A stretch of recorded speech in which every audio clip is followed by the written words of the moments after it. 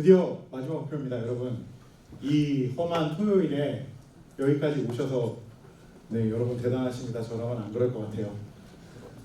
어쨌든 오늘 마지막 발표를 하게 된 레벨업 주식회사 신정규입니다. 만나서 반갑습니다. 이미 한번 발표 자료를 보신 분들은 아시겠지만 발표 자료에 내용이 별로 없죠. 일에 치여서 그랬고요. 그래서 이제부터 실제 내용을 시작해 보도록 하겠습니다. 오늘 말씀드릴 내용 전에 간단하게 소개를 드리면, 저는 신정규고 레벨업이라는 회사에서 백엔드 AI라는 솔루션을 만들고 있고요. 그다음에 구글 디벨로퍼 엑스퍼트에서 그 머신러닝이나 딥러닝 구글 디벨로퍼 엑스퍼트로 2017년부터 활동하고 있습니다. 그리고 텍스트 큐브라는 오픈소스, 아마 여러분들은 tstory.com으로도 잘 아실 텐데 그걸 개발을 했었고 모더레이터이기도 합니다. 그리고 위에 거만 쭉 보면은 물리학 박사라는 티는 안 나죠? 컴퓨터공학 같죠? 근데 사실은 물리학 박사고요. 물리학에서 이제 계산신경과학이라는 분야에서 뇌세포를 모델링하는 연구를 했었습니다. 그래서 졸업을 할 때 교수님이 저를 보고 넌 나가서 뭐 먹고 살래? 라고 하셨죠. 이제 신박사라고 하면서 박사 디펜스가 끝나고 나오는데 다른 사람들은 수고했네 이러는데 저는 첫 마디가 너 야 이제 뭐 하고 살 텐가? 이렇게 물어보셨습니다. 그때가 2013년이었는데 뭐 창업하게 된 것도 사실 갈 데가 없어서인 것도 한 반 정도는 있는 것 같아요. 딥러닝이란 게 그때는 익숙하지 않았습니다, 세상에.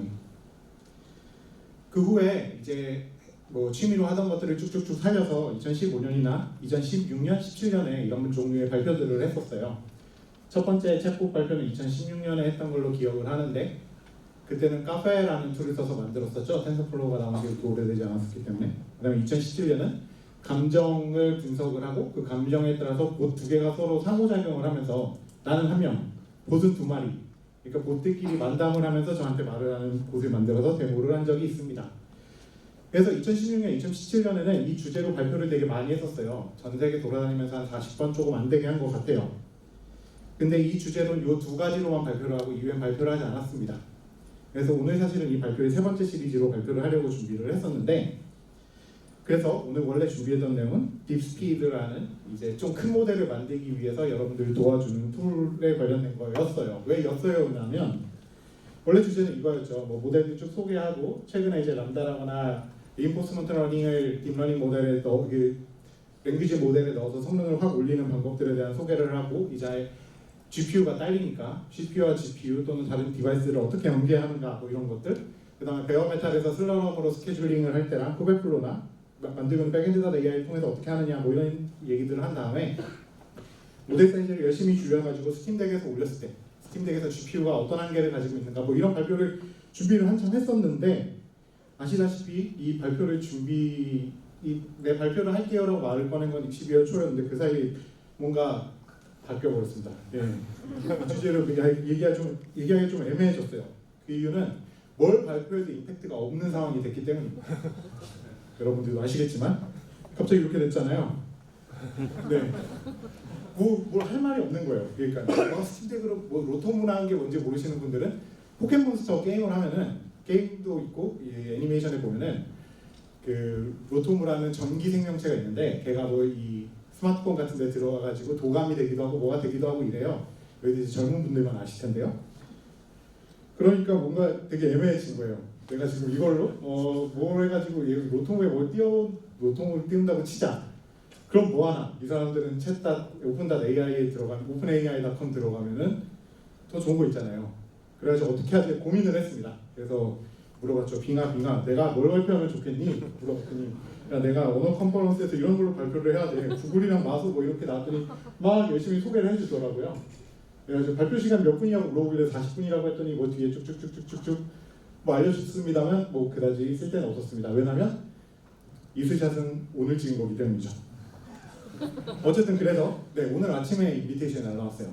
오늘 주제 세 번째 시리즈는 일단 접었고 그냥 빙산 얘기를 해보려고 합니다. 왜 빙산이냐면 오늘 앞에서 여러분들이 아주 즐거운 거대 모델에 대한 언어 모델에 대한 설명을 해주셨는데 그 밑에 뭐가 있느냐에 대한 설명을 주로 해보려고 해요. 보통 이런 설명은 잘 듣기가 어렵죠. 그래서 이 언어 모델 밑에 있는 여기에 대한 얘기만 할 거고 언어 모델 얘기는 하나도 안 할 겁니다. 앞에 나왔던 그 목차로는 언젠가 또 발표할 날이 있겠죠? 요 그림 요게 의미하는 게 있는데 사실 요거 이렇게 만든 거예요. 야 내가 빙상 그림 그려야 되니까 프롬프트 좀 만들어봐 하고 시킨 다음에 그거를 이제 맥에 있는 이 스테이블 디퓨전의 래퍼 모델에다 넣고 돌렸더니 그림을 만들어 주더라고요. 그러면 우선 이 세 번째 발표, 제가 이런 언어 관련된 발표를 거의 5년 이상 안 하게 된 계기에 대해서 간단하게 설명을 하면서 오늘 주제를 시작해보죠.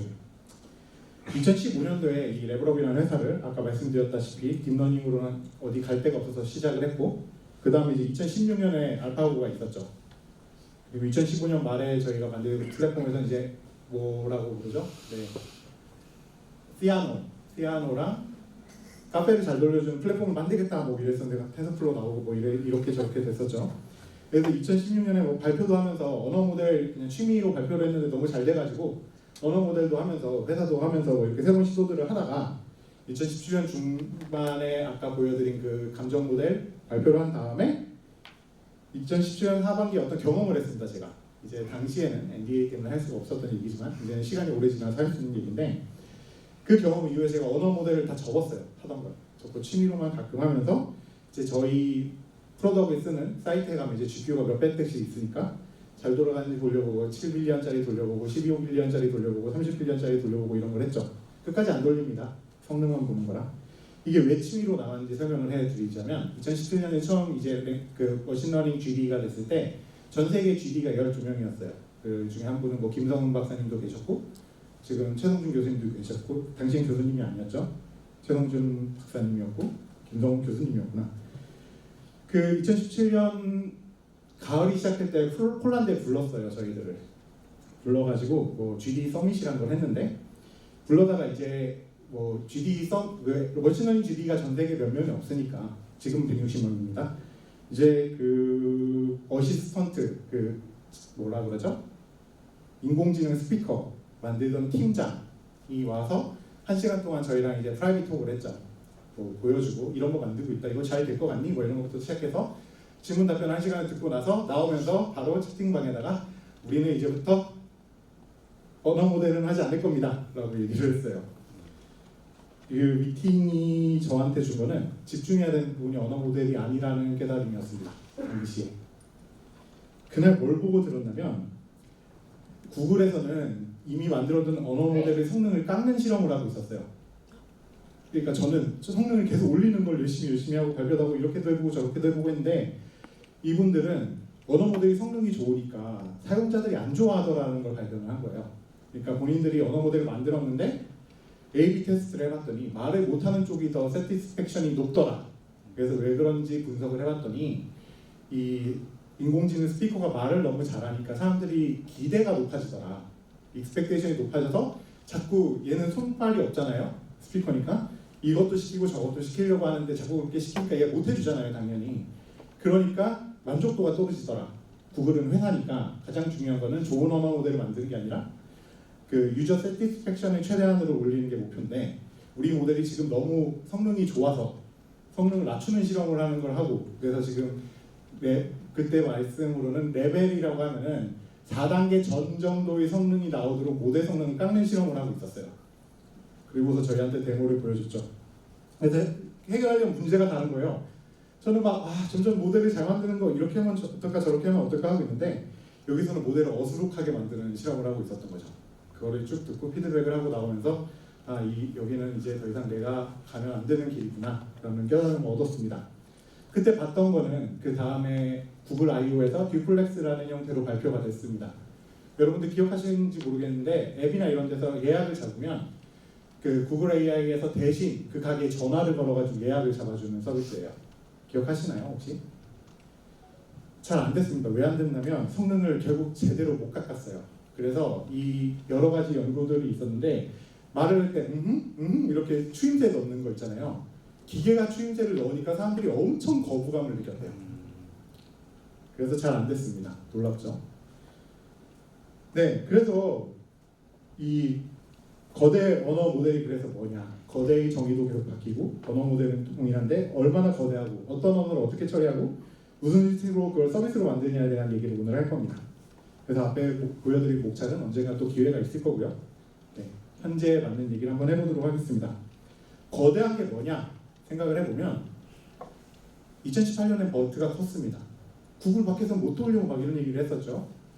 그러다가 로버타 나오고 막 이러면서 쭉 진행이 됐었는데 작년에 GTC 그 엔비디아가 여는 컨퍼런스에 가면은 그 튜토리얼 세션 중에 이런 게 있었어요. 벌트 60초 만에 훈련시키기 이런 게 있었죠. 뭐 반 정도는 DGX를 팔기 위한 거지만 어쨌든 기준은 계속 바뀝니다. 벌트랑 지금이랑 그 탑티어에 있는 모델 사이즈만 놓고 보면 5,000배 정도 차이가 날 거예요. 모델은 그래서 계속 커져요. 2018년에 처음에 이제 엘모 나오고 GPT 나오고 이때서부터 이 지금 Y축 보시면은 지수적으로 증가하고 있잖아요. 모델 사이즈는 그냥 계속 커집니다. 뭐 해마다 대충 10배씩 커지고 있고요. 그래서 2017년에 구글이 언어 모델이 어느 정도 커진 다음에 처음 테스트를 했던 게 뭐냐면 그 전에 7년 넘게 있었던 구글 번역 서비스가 있는데 그 번역 서비스를 한번 머신러닝으로 새로 구현을 해보자 이래가지고 태스크 버스팅을 만들어서 한 달 동안 돌렸어요. 근데 그 한 달 동안 돌린 프로토타입의 결과가 기존의 랭귀지 서비스의 성능을 능가를 한 거예요. 그래가지고 집에 가셨죠. 그 원래 팀은 집에 가시고 그 새로운 그 랭귀지 모델을 사용해서 언어 엔진은 다 바뀌었습니다. 그런데 그 전으로 거슬러 올라가면 21세기 초쯤에 그 실리콘밸리 쪽에 있는 대학들을 중심으로 그 지금은 저기로 가신 야후랑 구글이랑 마이크로소프트가 엄청나게 언어를 연구하는 사람들을 스카웃을 했던 시기가 있어요. 번역 엔진이나 검색 엔진 같은 걸 만들려고요. 그래서 그때 가장 유행했던 거의 10년간 유행했던 방법은 통계 기반의 검색 엔진입니다. 그리고 통계 기반의 번역이 가장 유행을 했었고 근데 하루아침에 다 바뀌어버렸어요. 그리고 그 과정에서 번역기를 만들다가 이분들이 발견해서 논문을 낸 게 유니버설 센텐스 인코더라고 혹시 들어보신 적이 있을지 모르겠는데 어떤 언어를 번역해도 그 번역 딥러닝 모델 안에 당연히 이게 인풋 아웃풋이 차원이나 이게 다르니까 다르지만 어쨌든 구조상으로 토폴로지가 비슷하게 보이는 구조가 생긴다 이걸 발견을 했어요. 그러니까 네트워크 관점에서 보면 그런 거죠. 뉴럴넷의 관점에서 보면 그래가지고 언제나 똑같은 구조가 항상 생긴다면 이거를 데이터셋을 처음부터 훈련시키지 말고 그 뭔가 균일한 상태의 토폴로지를 백본으로 쓰고 그 백본 템플릿부터 훈련을 시키면 데이터를 덜 써도 되지 않을까 이래서 실제로 실험을 했더니 되던 거죠. 그래서 10,000명에서 10만 명 정도밖에 쓰지 않는 언어라서 데이터셋이 수백만 개가 아니라 10,000개 정도의 데이터상밖에 없는 언어들이 훈련을 통해서 그 번역 엔진을 만들 수가 있게 됐었습니다. 그걸 발표를 했죠. 그리고 그 과정에서 여러분들은 2017년에 어텐션이 트랜스포머로 바뀐 것도 보셨고 벌트도 나왔었죠. 그리고 그 2019년에는 이제 처음은 트랜스포머를 단순히 그것만 사용을 한 게 아니라 RNN이랑 붙여서 쓰는 게 일반적이었는데 지금은 전부 다 트랜스포머로 올인을 하잖아요. 그 트랜스포머가 약간 우리가 로직 게이트를 보시면 뭐 엔드 게이트, 오어 게이트 이런 거 쭉 있는데 결국엔 낸드 게이트 하나로 엔드, 오어, 낫 다 구현을 할 수 있다는 걸 알게 된 것처럼 트랜스포머 자체만으로도 우리가 웬만한 로직 구조를 다 만들 수 있다는 걸 발견을 했어요. 2019년에. 그리고 당시에 말이 나왔던 것 중에 하나는 트랜스포머가 결국엔 랭귀지 모델을 굉장히 이제 잘 쓰이고 성능을 잘 냈는데 왜 그럴까라는 거죠. 어텐션이 왜 랭귀지 모델에 잘 돌아가도록 만들어 주는 걸까? 우리가 언어라고 하면 여기서도 이제 랭콘이니까 언어는 사람과의 커뮤니케이션 수단이지만 사실 잘 돌아보면 인포메이션을 어떤 한 객체에서 다른 객체로 전달하는 방법입니다. 그리고 그 인포메이션을 전달하는 프로토콜을 만든 거잖아요. 사람과 사람 사이에도 주어, 동사, 목적어의 순서가 있고 단어들이 있고 의미가 있고 그리고 컨텍스트와 액션을 담고 있는 어떤 그 하나의 패킷을 만들어서 전송을 하는 겁니다. 언어라는 건 사람 사이에서도. 그러니까 수학적으로 보면 서로 연관이 된 정보를 논리 구조에 따라서 나열하는 방법이에요, 그냥. 그리고 그 나열하는 정보에 인풋으로 넣으면 아웃풋을 내놓는 거죠. 그럼 우리가 언어를 잘하는 언어 모델을 만든다는 건 결국 우리가 뭘 만든 걸까라는 질문이 나오기 시작했습니다. 그러니까 이게 이해를 조금 낮게 가져가면은 우리가 이렇게 생각할 수 있어요. 앞에 말에 따라서 뒤에 말을 잘 만드는 뭔가를 만든 것이다라는 표현이 있는데 반대로 뒤집어서 생각을 해보죠. 앞에 말이란 게 뭡니까? 입력되는 어떤 정보잖아요. 그리고 액션을 담고 있고 컨텍스트를 담고 있고 거기에 대한 리스폰스, 그러니까 리액션을 만들어내는 거죠. 그러니까 이 언어 모델이라는 건 어떤 트랜스레이팅을 하는 형태가 아니라 액션을 계획할 수 있는 어떤 걸 만들고 있는 게 아닐까라는 깨달음을 갖게 된 거죠. 그러니까 우리는 언어 모델을 만든다고 생각하지만 사실은 다른 걸 만들고 있을지도 모른다라는 겁니다. 속으로는. 그게 극단적으로 드러나기 시작하는 게 최근의 경향인데, 그리고 2020년에는 이제 GPT-3 나오고, 그 다음에 구글의 접근과 메타의 접근이 완전히 갈리고, 오픈 AI의 접근이 갈리면서 벌트랑 GPT 계열이 나뉘게 되고, 트랜스포머라는 게 사실 그래프 뉴럴넷의 어떤 특수해라는 것도 수학적으로는 밝혀졌죠. 그러니까 트랜스포머가 왜 잘 돌아가느냐?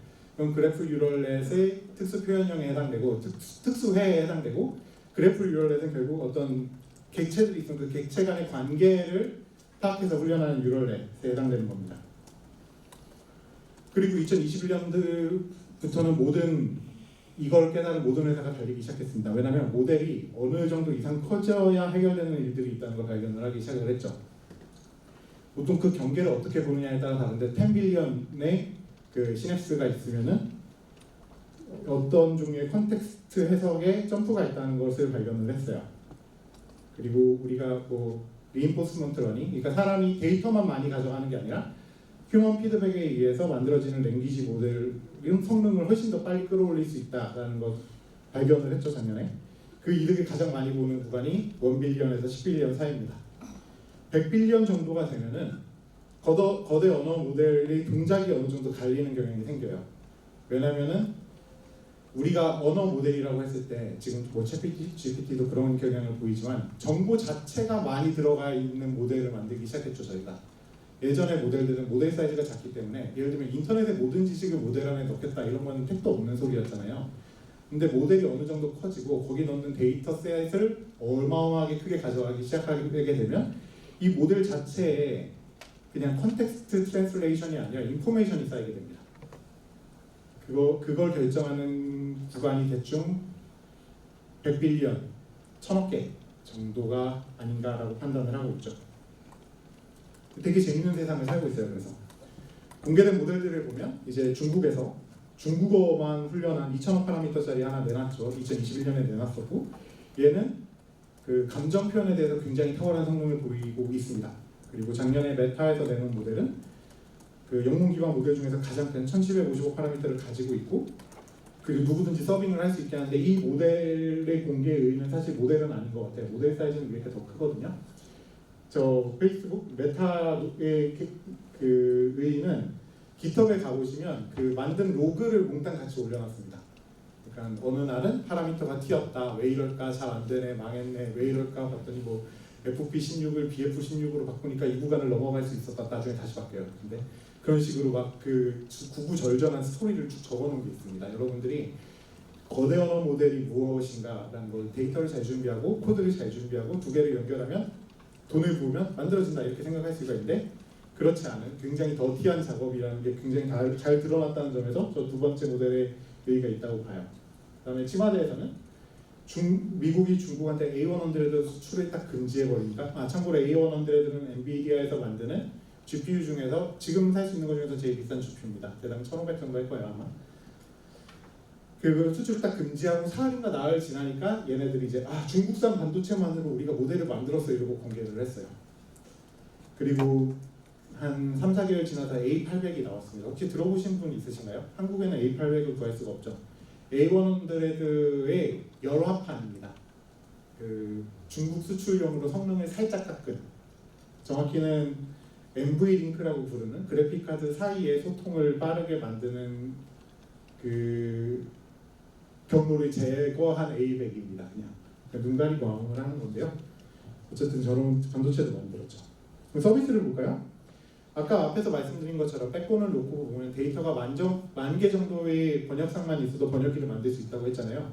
구글은 2022년도에 24개의 언어쌍들에 대해서 사전 훈련이 전혀 없이 바로 언어 모델을 만들 수 있었다고 발표를 했습니다. 그러니까 우리가 보통 뭐 퓨샷 러닝 이런 말로 불렀던 거에 있었는데 이제 제로샷 모델이 나오는 거죠. 얘는 두 언어를 본 적이 없는데 번역 엔진으로 동작을 할 수가 있어요. 몇 번 삽질을 하면 혼자서.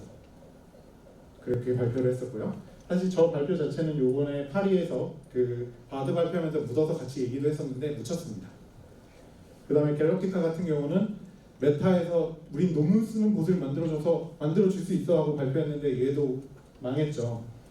그러니까 논문에 틀린 내용이 너무 많잖아 막 비판을 받아서 망했는데 전형적으로 이제 공부하는 사람들이 모델을 만들면 저렇게 됩니다. 챗GPT보다 실수도 덜 했을 텐데 마케팅을 논문 쓰는 애로 하는 바람에 붙였고요. 그리고 챗GPT는 이제 여러분들이 많이 써보셨을 테니까 의미로 보자면은 거대 모델 기반의 언어 모델 기반의 대중화를 처음 시도했다라는 큰 의미가 있습니다. 위에 것들 앞에 뭐 이런 거 많이 나왔는데 여러분들 그냥 얘기로만 들어보셨잖아요. 그거 있구나 구입액 16잖아 있구나 그래 있네 뭐 이러고 넘어가잖아요. 근데 챗GPT는 웹에 접속해서 그냥 돌리면은 돈도 안 받아요. 심지어 얘는 돈을 쓰고 있지만 나는 돈을 안 쓰죠. 그래서 챗GPT 덕에 이제 엄청나게 넓은 시장이 열렸습니다. 그럼 이제 이 모델들이 사이즈가 어느 정도로 커지는지 한번 봅시다. 거대 언어 모델이니까요. 저 아래 10메가가 그 구글이 배포하는 번역 엔진, 오프라인 번역 엔진의 모델 사이즈입니다. 그 핸드폰에서 인터넷 없이 모델 다운로드, 그 번역 모델 다운로드 받으면 제일 작은 게 7메가고 제일 큰 게 80메가인가 그래요. 언어상에 따라 좀 다릅니다. 대충 10메가라고 치고 100메가 같은 경우는 이 발표 파일 크기죠. 이게 딱 크기가 대응되게 메모를 그려봤는데요. 그다음 20기가 같으면 우리가 시중에서 보통 내 돈 내고 살 수 있는 GPU 가장 큰 사이즈가 이 정도 됩니다. 뭐 나는 3080이니까 12기가, 3090이면 24기가 맞나요? 그 정도 될 겁니다. 그 다음에 이 위엔 320기가 정도가 있는데 사이즈 간단하게 보면은 코GPT가 20기가 위에 올라가고 16기가에도 올릴 수는 있어요. 그 다음에 GPT-3 인퍼런스로 돌릴 때 320기가 정도가 필요하죠. 추정입니다. 자 그러면 굉장히 큰 사이즈죠. 320기가면 40기가 A100에서 8장이고 80기가 4장인데요. 그럼 요거를 좀 사이즈를 다시 보면 요렇게 줄여야 돼요. 일단 줄이고 나서 보면 요 정도 사이즈가 또 되죠. GPT 3.5나 이제 챗GPT 같은 경우 800기가 정도의 인퍼런스 용량을 사용하고 있을 것으로 사람들이 추정하고 있고 이제 패스웨이 랭귀지 모델 같은 경우는 8.9TB가 필요합니다. 어느 정도 사이즈냐면 이 정도 사이즈예요. 그러니까 모델을 일단 메모리에 올리는 데 드는 게 A100이 100장 정도 넘게 들어가고 세레브라라고 부르는 단일 칩이 8기가 정도인데 8테라인데요. 칩 하나에 메모리가 8테라짜리 칩이 있습니다. 거기 한 장 하면 좀 덜 올라가고요. 이 정도 스케일이 됩니다. 그럼 여기서 이제 이 GPT 3.5랑 GPT-3 사이 정도의 이제 람다가 있는데 람다 같은 경우는 2021년에 구글 I/O에서 공개를 했던 모델이죠. 얘는 다이얼로그 어플리케이션이라고 해서 여러분들이 그런 그 구글 어시스턴트 같은 스피커를 만들기 위해서 만들어진 경향이 있어요. 우리가 보통 말을 할 때 발화 주체라는 게 있잖아요. 람다의 특징은 발화 주체를 사용자가 정의할 수 있다는 겁니다. 예를 들면 데모에서 보여줬던 건 넌 지금부터 천왕성이다. 그러니까 천왕성이 되어 나에게 답변을 해라 이러면 막 물어보면 얘가 천왕성이에요. 그 다음에 데모했던 게 종이 비행기 줬죠. 넌 지금 또 종이 비행기야. 그렇게 한 다음에 야, 넌 뭐가 제일 날 때는 뭐가 제일 좋니? 뭐 이러면 막 얘기해줘. 날 때 기분이 어떻게 좋아? 뭐 착륙할 때 좀 안 좋아? 뭐 비가 내리면 내가 좀 불편하지? 뭐 이런 얘기들을 하죠. 그렇게 만들어야 우리가 그 어시스턴트 스피커에 사람들이 애착을 가질 수 있게 한다라고 얘네들은 밖에서 훈련하면 얼마나 드느냐? 그럼 여기 플롭스는 알려져 있어요. 그 플롭스를 기반으로 역산을 해서 우리가 구글 클라우드에서 훈련을 한다 보면 대충 300억 정도가 듭니다. 트레이닝을 하는데 그 다음에 A100을 구입을 해서 밖에서 한다. 그럼 전기료 빼고 뭐 상면료, IDC료 다 빼고 대충 120억 정도가 될 거다라고 계산해 볼 수가 있어요. 그럼 GPT-3를 이 앞에 거는 이제 훈련을 했다 치고 GPT-3 서비스하는 건 얼마나 드느냐 하면 대충 모델 사이즈 320기가 잡고 여러 가지 하면은 대충 1년에 4천억 정도가 든다고 추산을 할 수 있습니다. 거대하죠. 10,000명 기준입니다.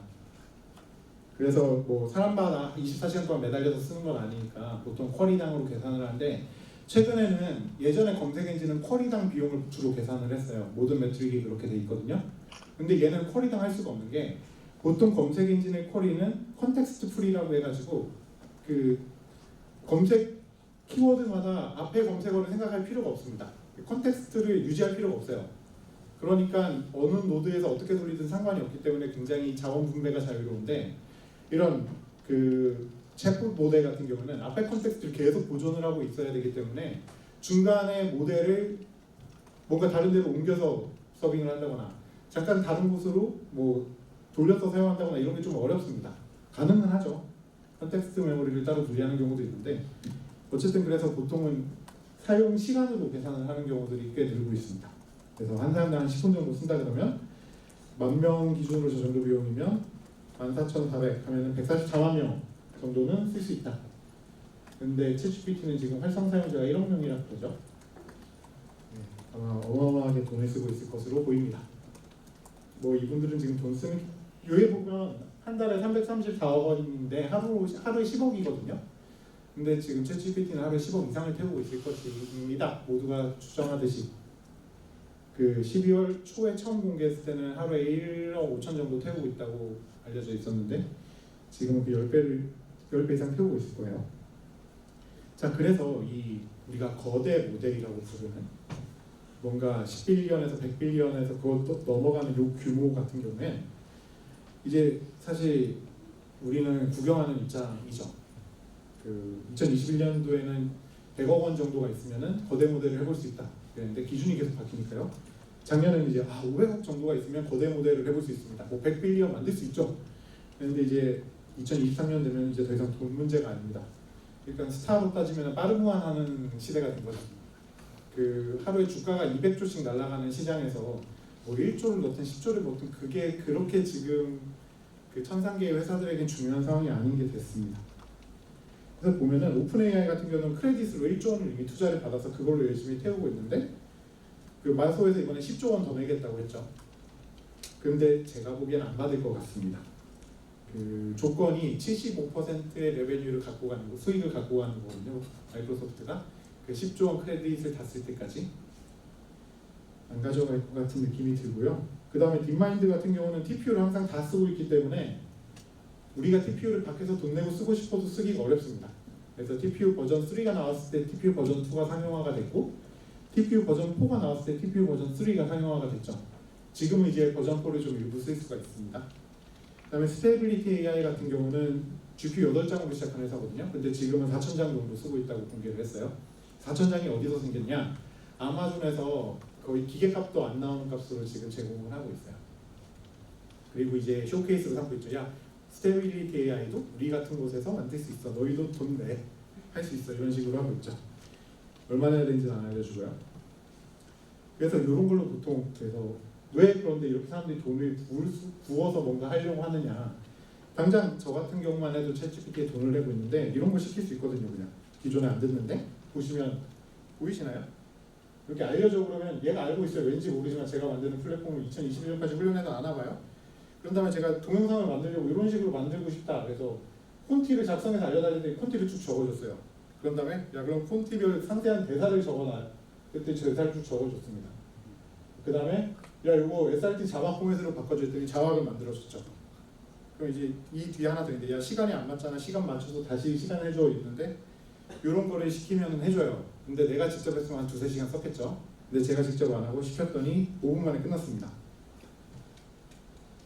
자, 문제는 이렇게 모델이 커진다고 다 좋은 게 아니라요. 뭐 320기가가 2020년인데 지금 1TB 이런 식으로 나오고 있으면은 일단 모델을 훈련하는데 엄청나게 많은 바틀렉이 생깁니다. 훈련에도 생기고 서비스에도 생기죠. 그리고 이렇게 만들어봐야 서비스를 할 수가 없어요. 우리나라 회사들이 이런 빅모델을 안 만든 건 아니거든요. 다들 만들고 나서 서비스를 못했어요. 너무나 커서 돈이 안 되니까요. 그러니까 챗GPT가 가지는 의의는 실현 가능한 수익 모델을 만들었다는 게 아니라 그 용기에 있는 겁니다. 내가 하루에 뭐 1억씩 써가면서 내가 서비스를 한번 돌려보겠다. 이게 되게 엄청난 거고요. 정밀도를 희생했을 때 뭐 랭귀지 모델 말고 이미지 모델, 뭐 세그멘테이션 이런 애들은 상대적으로 정밀도에 영향이 덜 받는다고 알려져 있습니다. 근데 문제는 딥러닝 모델의 사이즈가 커지면 커질수록 정밀도에 의한 그 퍼센트 희생이 굉장히 크리티컬합니다. 왜냐하면 패스웨이 모델 같은 경우는 얘네들이 논문에 공개를 하는 게 소타를 나중에 0.1% 올릴 때 평균 비용이 8천만 원씩 들었다고 그랬어요. 그러면은 저거를 양자화하는 순간 뭐 예를 들어 0.8%가 떨어졌다. 보통 한 3-4% 떨어집니다. 그러면 날아간 돈이 엄청나게 커지는 거죠. 그리고 또 어떻게든 속도를 올려야 되는 상황이니까 저쪽 하이 퍼포먼스 컴퓨팅에서는 저 64비트 플로팅 포인트를 쓰는데 극단적으로 하면 인트 이런 거 들어보셨나요 혹시? 거의 다 정말 그러니까 0, 1, 2, 3밖에 안 쓰는 그런 정도까지도 양자화를 하거든요. 그러니까 이게 안 맞는 거예요. 그래서 사실 나오고 있는 것들은 이런 거죠. 적정 모델이나 어차피 저것들은 천상에 가 있는 모델이니까 저걸로는 안 되겠다. 그래가지고 서비스가 가능한 모델들에 집중하자라는 트렌드가 있죠. 예를 들면 구글도 패스웨이가 있는데도 랭크 T5를 작년 11월에 공개를 하면서 T5를 좀 개선했다 이렇게 얘기를 했는데 왜 갑자기 T5냐? 더 좋은 모델들 많은데 근데 보니까 엔비디아에서 공개한 메가트론 그 툴셋에 보면 여러 언어 모델들을 지원을 하거든요. 그게 자기들이 다 만든 게 아니라 나와 있는 코드들을 랩핑 해놓은 거예요. 골라서 사람들이 훈련할 수 있도록. 그리고 그 각각의 모델들에 대해서 프리트레인드 모델들을 같이 주고요. 근데 갔더니 제일 많이 쓰이는 게 T5더라. 벌트 다음에. 벌트는 아무래도 1, 2년 지나면 은퇴할 것 같은 느낌이고 그래서 이 T5를 개선을 한 거죠. 그래서 보시면 실질적으로 우리가 모델을 올릴 때의 한계는 16기가에서 32기가 요 사이가 한계가 아닐까라고 보는 겁니다. 1, 2년 사이에는. 여러 가지 이유가 있는데 뭐 AI 반도체 분야도 그렇고 우리가 펜 없이 뭔가 PCI 익스프레스에 이런 GPU든 NPU든 꽂았을 때 펜리스로 꽂아서 한 칸을 차지하도록 꽂을 수 있는 애들의 성능을 보면 대충 요 사이에서 결정이 돼요. 그건 우리가 지금 물리적으로 부딪힌 한계라서 발생하는 겁니다. 그래서 엔비디아도 열심히 T4도 찍었었고 지금 A4000도 찍고 있죠. 그리고 또 스테이블 디퓨전이 작년 7월에 나오면서 보여준 게 있는데 모델 사이즈 1기가에서 6기가 사이라도 사람들이 만족하는 걸 얼마든지 만들 수 있다라는 겁니다. 달리가 처음 나왔을 때 오픈 AI 안에서 이제 공개를 했을 때 저걸 만들려면 도대체 얼마나 큰 모델과 얼마나 큰 데이터가 필요할까 사람들이 궁금했었는데 스테빌리티 같은 경우는 스테이블 AI 모델을 딱 공개를 해버리면서 우리가 용량을 봤잖아요. 그 양자화 거친 모델이 1.6기가에서 2기가 사이고 뭐 우리가 그걸 이제 추가 훈련을 시킨다고 해도 보통 10기가, 뭐 11기가 이 정도 선에서 해결이 되거든요. 그러면 우리가 언어 모델도 이 정도 선에서 우리가 원하는 것만 할 수 있는 모델을 만들 수 있지 않겠느냐. 그러니까 16기가 한계 안에서 돌아가는 전문가용 언어 모델을 만들자라는 움직임들이 계속 있습니다. 그 스테빌리티에서도 이번 주에 그 얘기를 했었고요. 심지어 자기들이 이제 우리도 언어 모델을 할 수 있다 이렇게 공개를 했습니다. 16기가로 하겠다. 물론 만드는데 16기가로 만드는 건 아니겠지만 어쨌든 대중화를 하려면 그 정도 비용으로 깎아내리지 않으면 불가능하다고 생각을 하는 거죠. 우리가 뭐 이렇게 앞에서 보여준 것처럼 뭐 다 해결해 줄 것 같지만 현실 세계의 모든 것에 대한 정답은 없잖아요. 40기가 없고 그러니까 문제를 해결하는 실질적인 사이즈 안에서 언어 모델도 해결을 하고 뭐 생산 모델도 해결할 수 있을 것이다 이렇게 얘기를 합니다. 근데 문제는 다른 데 있는데 거대 언어 모델이 나왔잖아요. 사실 이건 실용화할 타이밍은 아니죠. 아무래도 지금 제대로 실용화하는 곳은 마이크로소프트밖에 없는 상황입니다. 돈이 너무 많이 들어가니까. 그런데 저 스테이블 디퓨전 나오고 챗GPT가 나오면서 그 전에 달리도 있었고 뭐 챗GPT 전에 람다도 있었고 다 있었는데 저 어텐션을 걔네가 다 가져간 거예요. 이 분야의 사람들이 GPT 뭐 언어 모델 이런 얘기 안 하고 우선 그냥 다 챗GPT라고 그러잖아요. 다빈치를 써도 챗GPT고요. 그 볼트를 써도 챗GPT고 T5를 써도 챗GPT입니다. 그래서 어떤 마켓의 관점에서는 제가 어텐션을 다 가져갔다는 게 엄청나게 큰 크리티컬한 거예요. 그러니까 구글이 놀래서 그런 실수를 했죠. 그래서 뭐 이제 KGPT 당연히 나오겠죠, 여러분. 이거는 그냥 상수입니다. 근데 문제는 뭐냐면 제가 저 KGPT 때문에 검색을 쭉 해봤더니 여러분 영국에서도 BGPT 나왔고요. 영국에서도 CGPT 다 해요. 그러니까 나라 이름 따라 앞에 알파벳 하나씩 가져가면서 지금 전부 다 뭐 J는 일본이겠죠.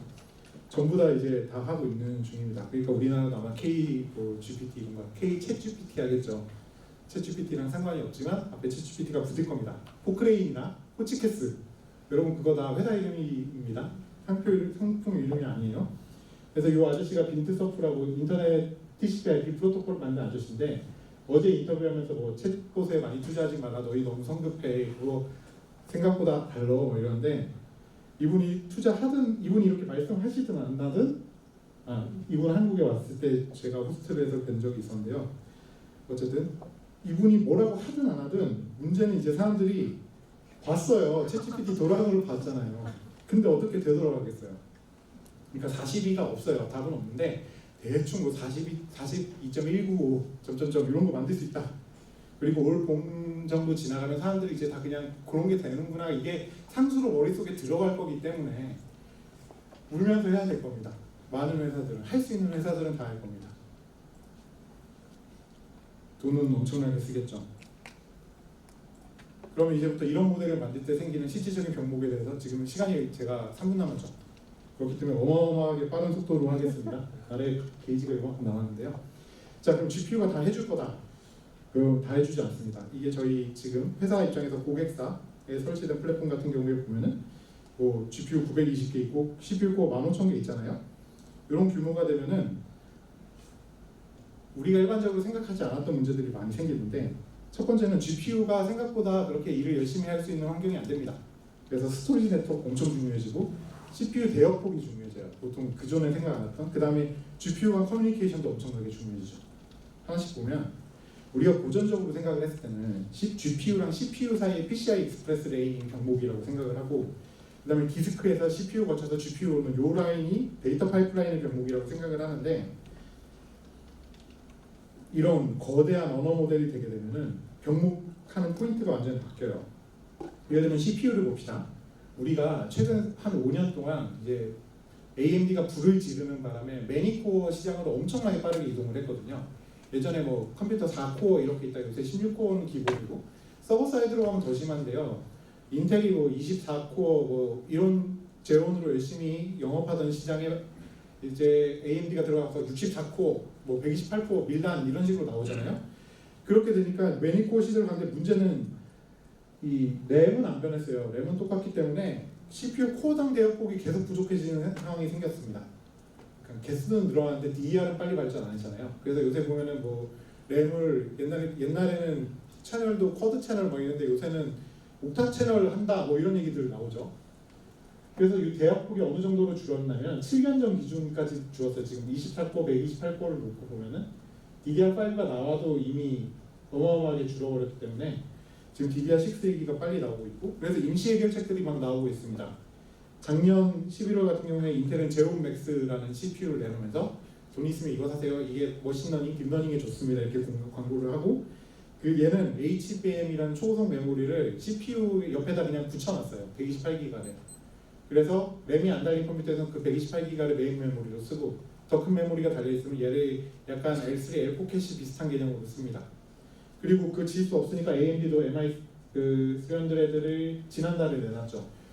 얘는 이제 APU라고 해서 GPU 있고 CPU 있고 그 사이에다 HBM 램을 넣은 이 다이 구조인데, 그러니까 코프로세서로 쓰는 거죠, GPU를. 그런 식으로 해서 램을 위에 게 안 되니까 초고속 램을 그냥 GPU에서 직결을 시켜버리는 식으로 해결을 했습니다. 그러면은 뭐 채널 같은 거 고민 안 해도 되잖아요. 뭐 쿼드든 뭐 이런 거 고민 하나도 안 해도 되니까. 그리고 엔비디아 같은 경우는 아예 작년 초에 그 그레이스라는 CPU를 자체적으로 만들겠다고 했고, 암코어 기반으로 400기가의 내부 대역폭을 갖는 걸 만든다고 했죠. 근데 안 나올 것 같죠, 느낌이 지금? 네, 아마 뭔가 트러블이 생겼을 겁니다. 그 다음에 이제 네트워크는 엄청나게 속도 문제가 생기게 되고요. 하이퍼스케일로 가면은 데이터가 엄청나게 생기는데, 우리가 생각하는 트레이닝에 사용되는 그 피딩하는 먹이 데이터 말고 GPU가 인터커넥션에서 발생하는 데이터 양도 엄청나게 많아요.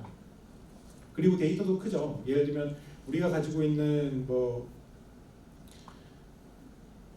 뭐라고 하지? 말뭉치. 네, 말뭉치 같은 경우에 국내 같은 경우는 이제 10기가에서 50 많아야 30기가 정도의 사이즈라고 하지만 영어로 가면 조금 스케일이 다르거든요. 뭐 크게 가져가면 100기가, 1테라까지도 있긴 하거든요. 되는 대로 긁은 거죠. 그게 QNA셋은 아니고요. 그런 경우들을 예를 들면 우리가 그런 엄청난 데이터들을 초당 100기가로 전송을 한다고 합시다. 근데 노드가 100대면은 어쨌든 노드당 1기가씩밖에 전송이 안 돼요. 초당. 이건 발표 광고인데 지금 적어서 소개할 거 없으니까.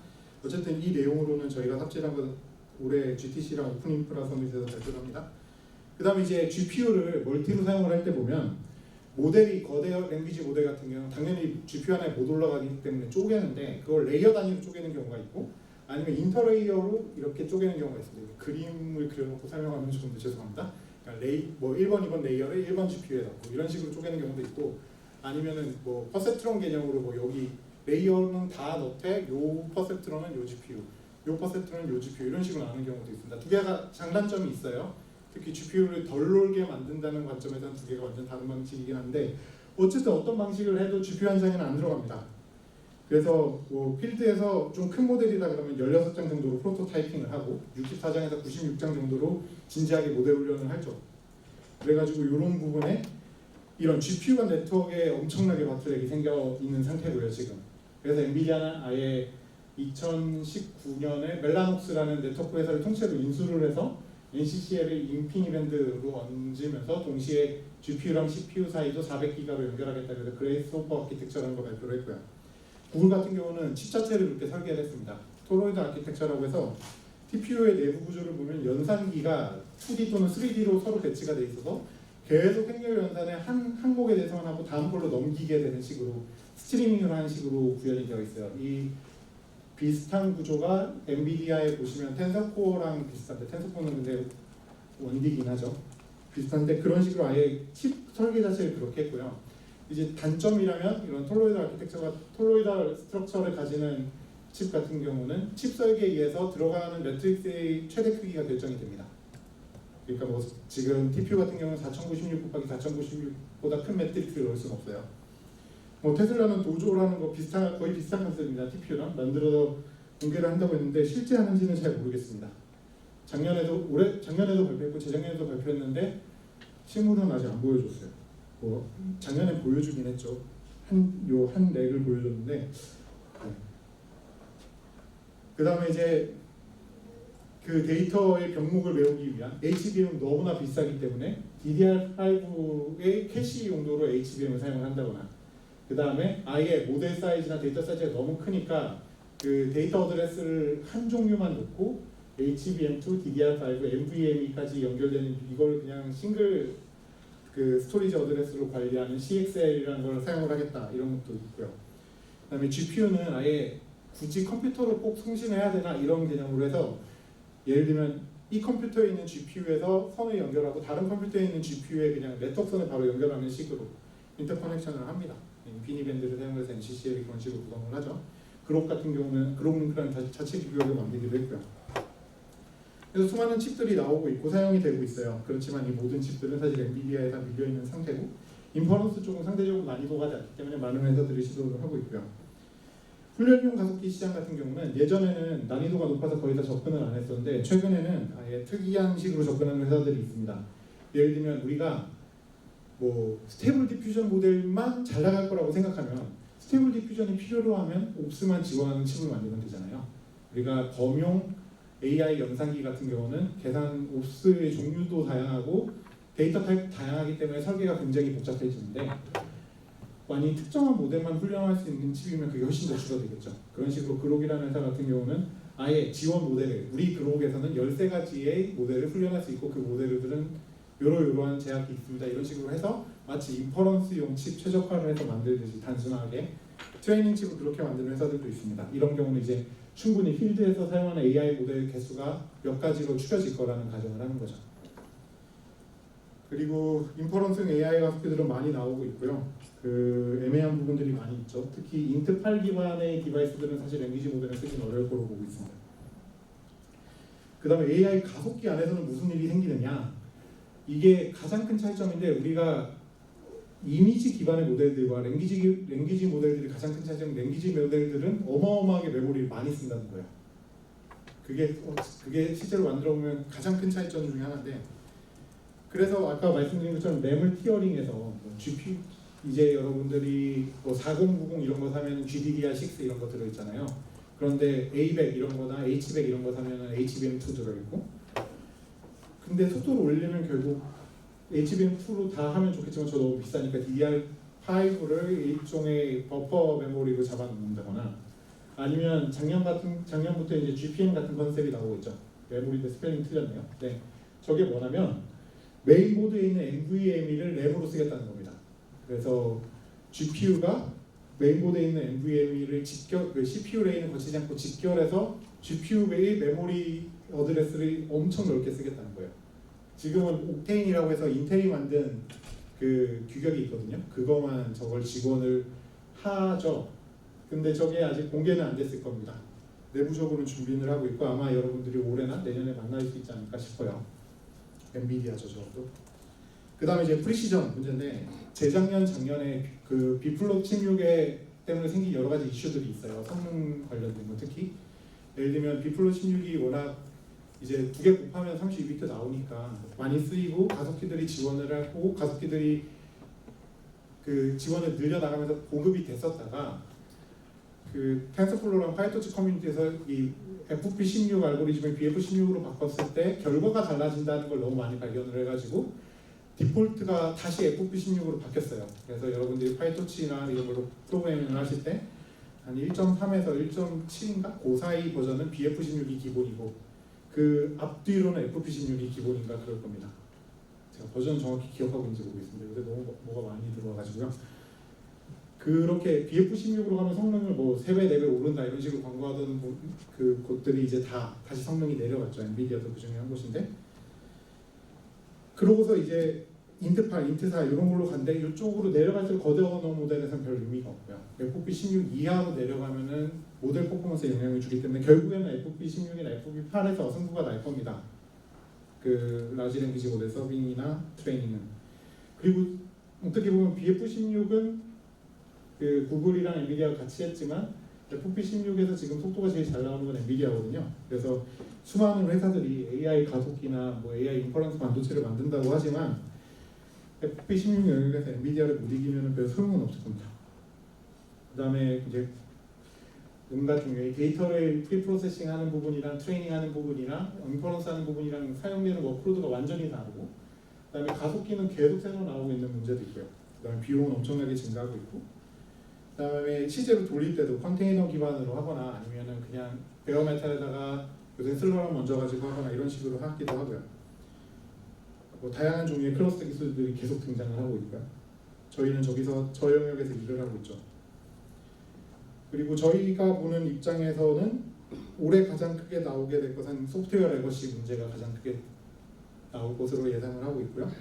이 라지 랭귀지 모델이라는 게 여러분들 뭐 어마어마한 문제점들을 많이 갖고 있어요. 서비스를 한다고 가정을 해봅시다. 우리가 이거를 지금 쫓기고 있어서 빨리 넘어갈게요. 네, 어쨌든 이런 문제들이 있고 그래서 이제 거대 언어 모델이랑 이런 것들을 어떻게 서비스할 거냐 상용화가 될 텐데 고비용 AI 모델들을 이건 어떻게 할 거냐에 대한 다양한 접근 방법들이 등장을 할 거고요.